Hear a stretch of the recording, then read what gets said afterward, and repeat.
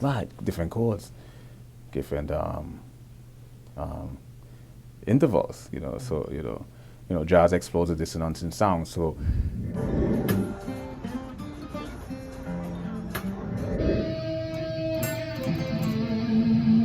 separated by a few intervals, and it sounds in consonance, but then it's in dissonance, and I found that intriguing.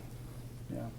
You know, Oh, so. it's a trip that you approach it from that way, and Mm-hmm. then after.